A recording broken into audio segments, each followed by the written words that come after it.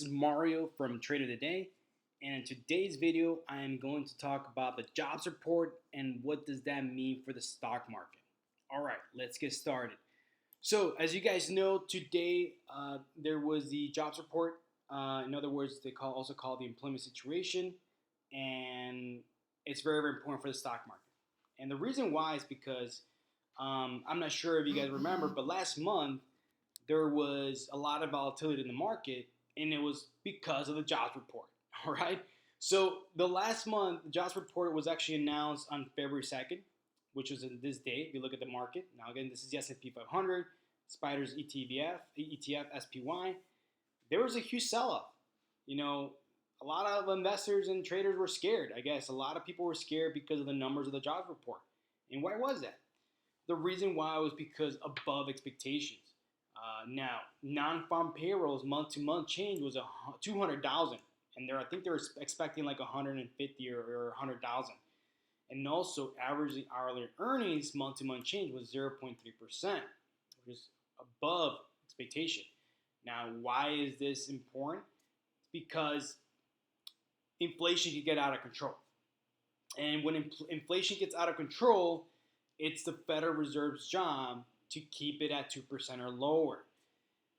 So when a lot of people are working and they start getting paid a lot more money, that provides a lot of demand for products and services, which slowly that demand for each unit of supply starts increasing prices. So prices start going up. So that's very, very important to understand because how does that affect the stock market? Because if inflation gets out of control or starts moving faster than what the market or the Federal Reserve expects, the Federal Reserve is going to have to get a little bit aggressive, or in other words, hawkish on interest rate hikes. So now the market is expecting 4 interest rate hikes this year versus before they're expecting 3. So that's the reason why you saw this nasty fall in the sell-off, because a lot of investors were afraid of that and scared that, hey, Federal Reserve may increase interest rates faster than normal. So there was a correction.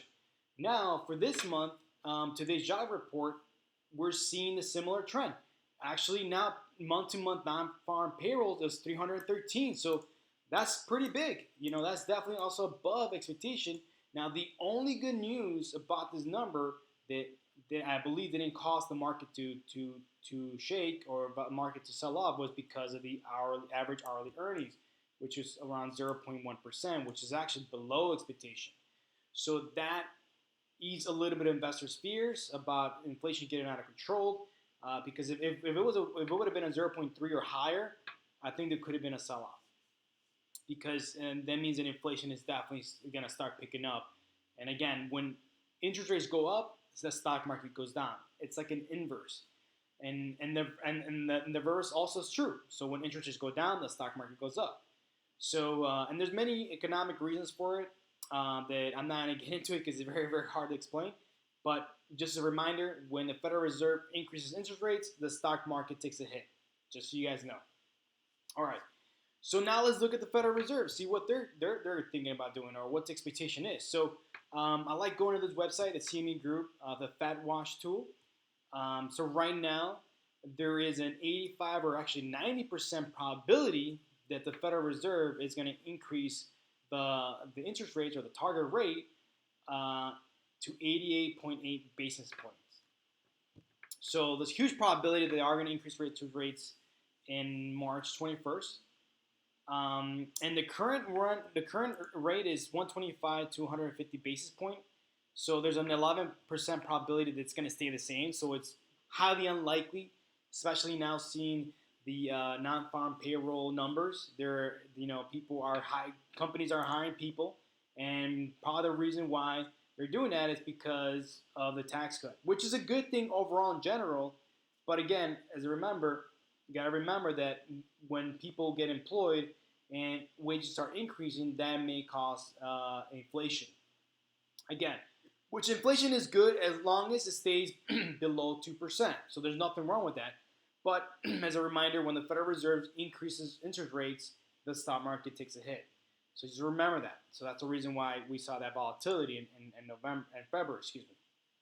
So that's the probabilities. So there's huge probability that the Federal Reserve is going to increase interest rates. Now, what we're thinking, the other thing now that we're watching now as investors and traders, we're also watching is to what the Federal Reserve Chairman says about how many interest rates hikes are going to be this year. So that's something we don't know yet. They still don't know yet. Again, they base their decisions on these economic numbers, like the jobs report. So the Federal Reserve keeps a close eye on the jobs report to make their decisions in terms of interest rate hikes. All right, guys. So the next thing I want to quickly cover, I do want to go over the market really quickly, because even though the employment is a little bit higher than expected, the average month-to-month earnings is below average. So investors did like that, and the market is showing. So I do see a bull flag formation in the whole market in general, and I do see it breaking out. So far the market is trending. So far the trend is in play. I like it. Now, also what I also look at is the stronger stocks that are moving the market. So if you look at the FANGs, Facebook trending, it's flagging and actually broke out its flag very, very nicely right there. Let's look at Apple trading above all-time highs. That's very, very good. It's very, very important. Let's look at Amazon, also trading above highs, trending. That's very, very good. Now let's look at Netflix, trading all-time highs. So the market is trending. Now let's look at Google, also flagging, breaking out of this flag. That's very, very good. So the market is trending. Now let's look at the index. So the Nasdaq trading all-time highs. That's very, very good. And the Russell 2000, which is small caps, also flagging and now breaking out a flag, and it looks like it's going to break all-time highs. So there's market breadth. So it's not just the big tech or the big companies in the S&P 500 or the Nasdaq companies, technology companies in the Nasdaq index, but also the small companies in the Russell 2000. The small little companies, mid cap, small cap, are also trending, they're also moving. So that is a really, really good thing, guys. That's very, very important. That's a really good thing for the market. So far, I like the market, how it looks. Everything looks really, really good. I'm very excited. I do have a couple positions on. And again, I want you guys to learn from me so you guys could make your own decisions and invest in trading. Again, make sure if you do invest, to talk to a financial advisor. So I'm not a financial advisor. Always make your own decisions on your own, or talk to your financial advisor. So, hey, I hope you guys learned something. Feel free to reach out to me. Sign up for my free Facebook group. It's an investing and trading for entrepreneurs.